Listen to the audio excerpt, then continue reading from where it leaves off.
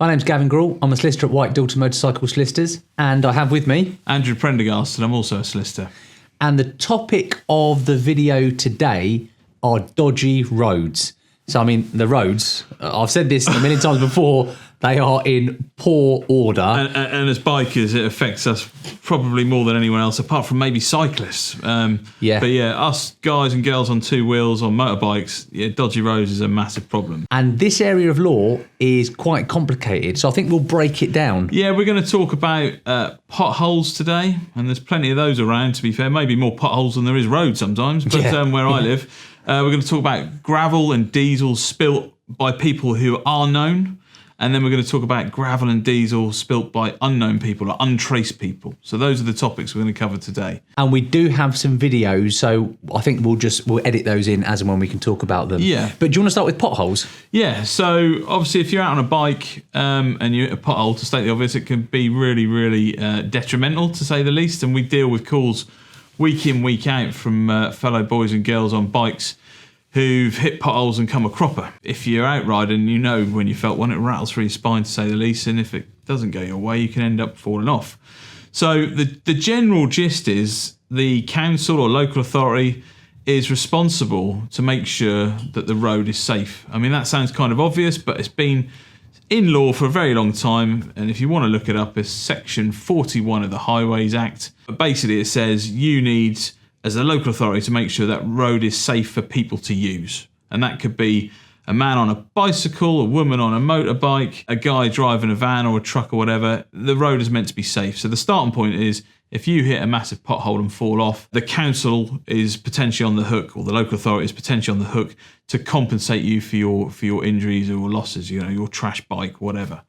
So that's the sort of background to it. But I mean, there's a problem, isn't there, Gavin, with the law, which is Section 58 of the Highways Act. Yeah. So if you want to pick up on that, I suppose. So Section 58 under the same act is the defence, which, if I'm being honest, I think every local authority hide behind, no matter whether they've truly got one. And the only real way to battle it... Whatever case, I think pretty much every highways case we've ever started, we get a Section 58 defence. Deny. Yeah. And then you have to have a fight. And what is a Section 58 defence? So in plain English, the local authority is not responsible to compensate you if you hit a defect and fall off, if they weren't aware of it. So that's the key point.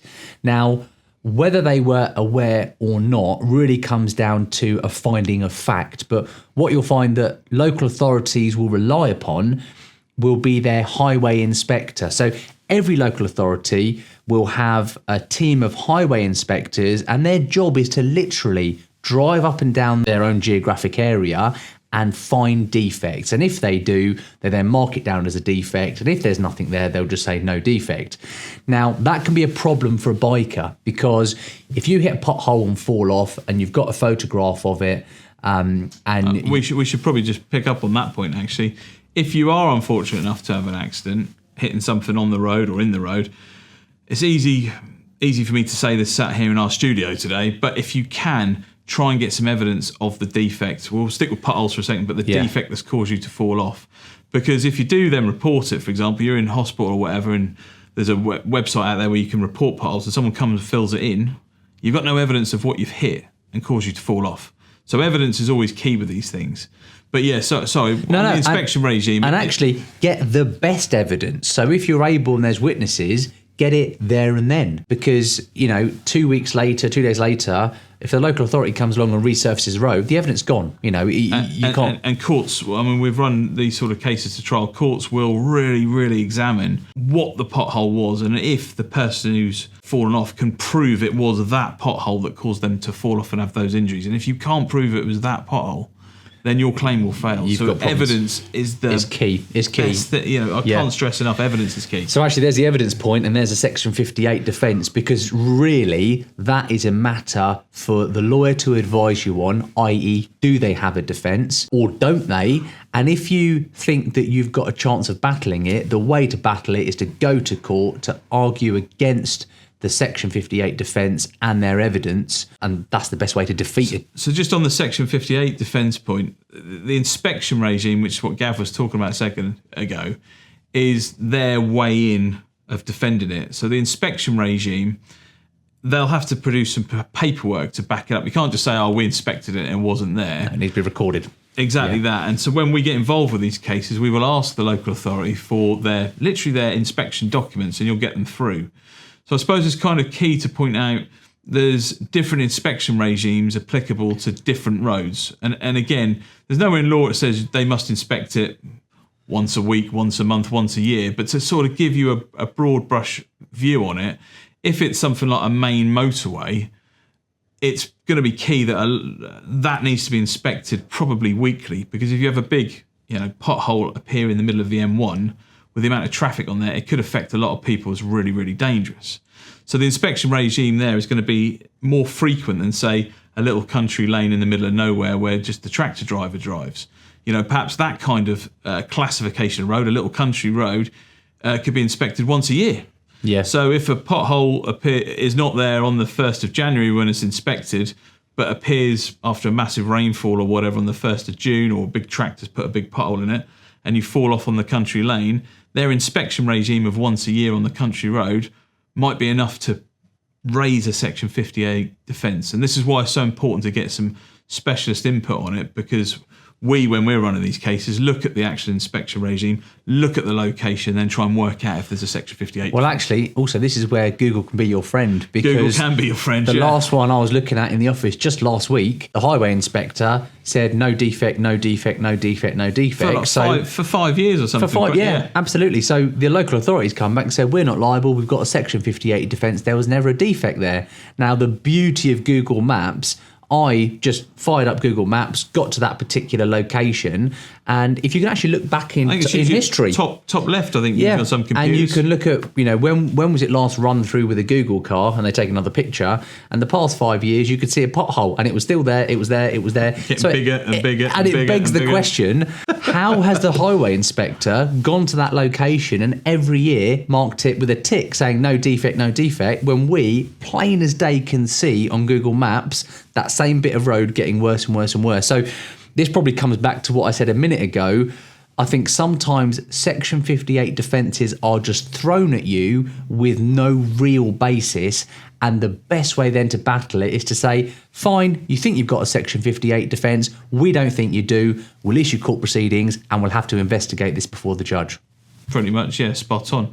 So at this point in time, instead of just talking about potholes, should we run a video? Yeah, VT, as they say. Well, so we'll run this video, and this is a biker that came to us, and so there's an element of whiskey throttle here and hitting a pothole, and what I'll do, we'll actually cut the video at the end because we don't need to see the aftermath. Poor chap. And there's a detailed run through of that video that I did with 44 Teeth. So what I'll do, I'll just put a link below to that video with Al from 44 Teeth, and you can see a detailed rundown. But should we move on to gravel? Yeah, so gravel, when we're talking about gravel, obviously we've all ridden bikes here day in, day out. I have for probably too many years. With regards to hitting gravel, obviously if you're mid-corner somewhere and hit some gravel, it can be, a little bit of a bum twitchy moment, to say the least. And if you hit deep gravel or whatnot, it can probably cause you some troubles and skittle you off. But there's two sort of ways of thinking about this, really. It's gravel or diesel, perhaps, we'll pick up those two things, left by people that can be traced. And there's gravel and diesel, perhaps, that sort of thing on top of the road, from people that can't be traced. So people sometimes get muddled up on who's who and look at the council for things. But if, for example, a truck's just driven down the road and spilt a load of gravel off the back of it, people go, it might be the council's fault. It's like, well, no, the council's not responsible for someone dropping gravel off the back of their truck. Yeah, and in fact, just before you continue that point, I probably should make this clear. Local authority is not responsible for surface lying material. So if you've got gravel on the road and if you've got diesel on the road, it is trite law that they are not responsible for it, except for if that gravel has come from the pothole. Okay, so or resurfacing. Yeah, quite, because then it's the fabric of the highway which has caused the accident, and the local authority are responsible for that. Now, the only way to really work out is this gravel from the fabric of the highway is to get a sample. If you get a sample, we, as lawyers, send it off to a geologist and he will tell us the answer. He will say, look, this is a breakup of the road and here's why. I can tell you why. Or, no, this particular gravel has not come from the road surface itself. It's come from a quarry 30 miles away, which would give you the answer. Has this been dumped off the back of a truck? In which case, it's the truck driver you need to go after. If you can find him. If you can find him, yeah. Or this is from the fabric of the road itself, in which case the claim's against the local authority. Shall I let you pick up with truck drivers, traced and untraced then? Yeah, well, I mean, just before we head into that, it's sort of so important, again, just on the evidence point. We said about potholes, get the evidence while you can. If you're laid up in hospital, send your mate down there, send your missus down there, whatever, to go and get a picture of the pothole. Obviously, don't put yourself in danger, but if you can get a photograph of the pothole in situ and the depth, great. The same with gravel. Yeah. Sounds weird, but the amount of bags of gravel we've got in the office, yeah. We could probably start a little mini quarry or building supplies. But basically, we say, look, can you go and get a sample? People are like, what do you need that for? As Gav says. I quite like that. White Dalton resurfacing. Amazing. Okay, so we go, right, get a sample so we can send it off to an expert so they can figure out what it is made up of. Now, as we were saying, if you see the truck spill diesel, I had one a few years ago with a Land Rover, an old Land Rover leaking. If you own a Land Rover, might not be unusual. They're always leaking a little bit of oil here and there, the old ones. But the guy had fell off on diesel that had been left in that case, and he'd managed to, once he scooped himself up off the road, unfortunately, he managed to follow the trail that had been left by this chap all the way to his drive, and then went, hang on, mate, your old Land Rover's leaked diesel, what are you doing? And I've just fallen on it. So we had then the registration number and the address of the person who we say had caused our chap to fall off. Easier in that case, you're literally bringing a case against someone who's left something on the road that caused you to fall off.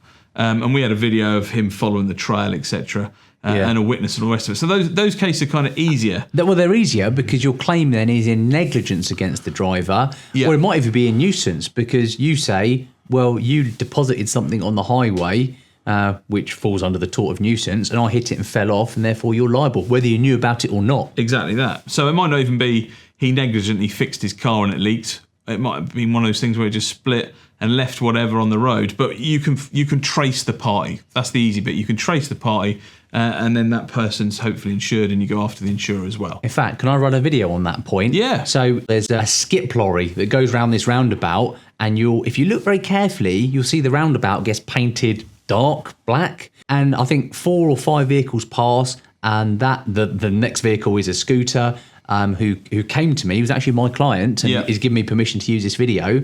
I mean, he's got no chance. He's riding on ice. He's hit fresh diesel that's been dumped by that skip lorry. He told me about this video at the local petrol station. So I actually just rode up to Northampton, got the video, and that's how we were able to trace and prove it was the skip lorry that did it.